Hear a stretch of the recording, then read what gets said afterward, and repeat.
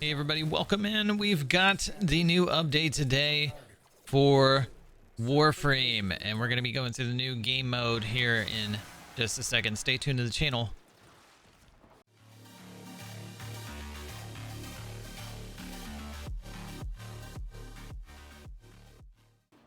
Alright, so this is the new game mode. It is on Lua, so you want to head to there, and you want to click on Yuvarium. There are two modes. You're going to go through Yuvarium first, and then there's like a Steel Path version, which is level 80 to 100 enemies. And basically, it's just like a survival mission. You'll have the same nodes where you need to activate. Enemies also drop energy to help you with your life support. But the tile set is a Lua tile set. All manner of Oricon technology may We are using Revenant Prime. If you have a necromech, you heard her, folks. Drop those mechs. Now, what's interesting right here is the tile is black and white right there, and there's a little bit of blood on the wall, so it's a little bit different than normal. You can see our friends there; they're capturing. So running through here, it's not quite as annoying as the. I would say the Orphix event was extremely annoying. There was no space to run. There were just sentients everywhere and getting trapped in. And if you didn't have a mech, it was bad. It was incentive for you to get a mech. So hopefully most people have a mech now. If you don't, I would go work on that because it will make this, especially with a level 80 to 100 mission, it will make that a lot easier. Now, in a minute, you're actually going to see my mech disintegrate, and I'm really unsure why, so I'm going to take a look at the health bar as we're going. But as I was playing through the mission, we were just kind of casually just killing everything. You know, my shield was down right there, but we still have all 3k health. So we're just going to run around, kill stuff. You're waiting on the timer to go up to 5 minutes, just like a normal mission. That is your exfil timer. So when it gets to 5 minutes, as long as you're above 0% and you haven't run out of life support, then you're good to go. The enemies here are sitting around level 20 to 30, so it's really not that hard to kill. I think your sentinel can actually kill most of them without you having to even bring a Warframe. So, you know, using the mech in here is kind of overkill, but it's kind of fun. So we're still cruising along. You can do the Lua puzzles in here if you like. I think one of the teammates in here actually starts one up here in a minute. But that whole section right there that's in black and white is really cool looking. I'm not sure if there's some additional lore to that, or if it's just, you know, by decoration, by design. So you see right there. So all I did really was try to jump up to the top there, and my mech basically disintegrated. So womp womp, not quite sure what happened, but we are sans mech for the rest of the mission. But with the low level enemies, it's not really that big of a deal. I do have a couple that I am leveling weapon wise in this one. We're using the new Phantasma Prime, which came out with Revenant Prime, so we're leveling that a little bit. And we have Revenant Prime, which we just created, so we're leveling that a little bit. And then I've got Aphrodite on just to help me in case I need it. You can see I can't deploy my mech. It is dead. I know in the open world you can redeploy your mech after a certain amount of time, but I'm not sure in these missions if you can actually redeploy. And if you hear now, the sentients are coming. The sentients are coming. The sentients are coming. The sentients are coming.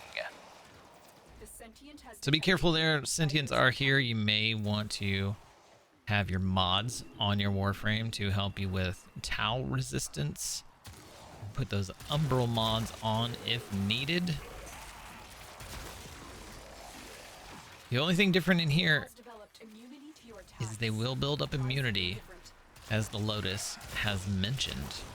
So you're gonna have to bring a number of different attacks. Luckily, I think on my Phantasma, I've got radiation, corrosive, and possibly cold on at the same time. So Should be good for a little bit, but it's not that tough of a mechanic yet. But I'm guessing on higher levels that will be. I just happened to be in the room here when all the Thrax spawned, so these are going to be similar to what they are on the Zariman. You're going to kill them. They're going to go into their, I call it like the Banshee phase, where you have to go out of operator and kill them, and then go back in. You go into operator, kill them, and go back out into Warframe.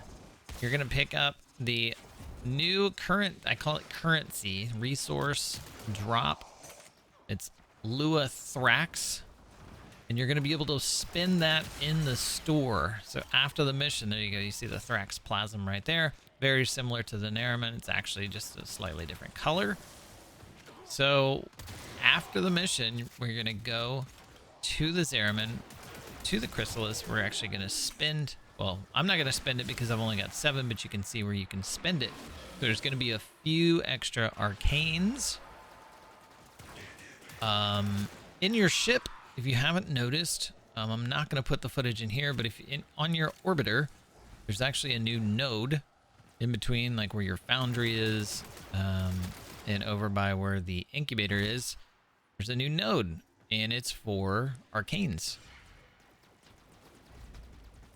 So you want to go check that out. You can see all of your arcanes from there instead of going to a Warframe, looking at arcanes and going down.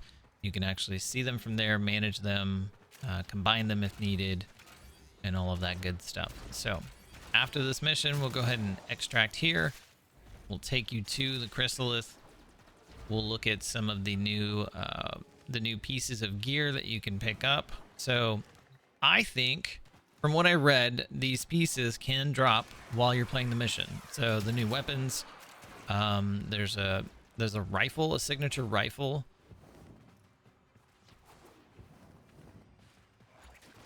There's a melee, like a battle axe, and a few other goodies to pick up with Thrax Plasm. It does take quite a bit of plasm. We only played 1 round. We could actually stay in this mission quite a bit, but since we only played 1 round, that's okay. All right, so we're gonna head over to the Chrysalis here in just a second. All right, we are here. We have arrived. We're at the Zariman with the Chrysalis. First thing you're going to do, you want to fast travel, go down to Archimedian Yonta. Go down to trade for Lua Thrax Plasm, the new category that she has. Here's some of the cool stuff that she has. The new Warframe, Voruna, which everybody's going to want.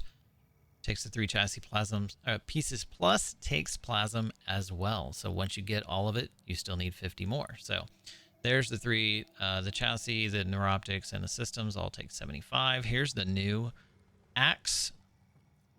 The Sarafang takes 100 for that. Plus you need the blade and the handle. And then we have the new sniper, Paragale.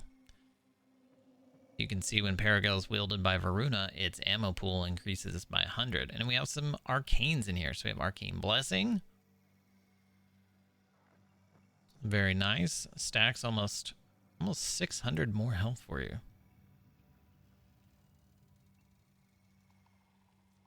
Very, very nice. And if we scroll down, there's 3 more arcanes. We have Arcane Rise. We have Primary Frostbite. It gives you crit and multi-shot for cold status effect. Stacks up to 40x. Looks like we may be able to use those on primary weapons, which is nice. We can use this on secondary weapons. We have Conjunction Voltage, so electric status effect.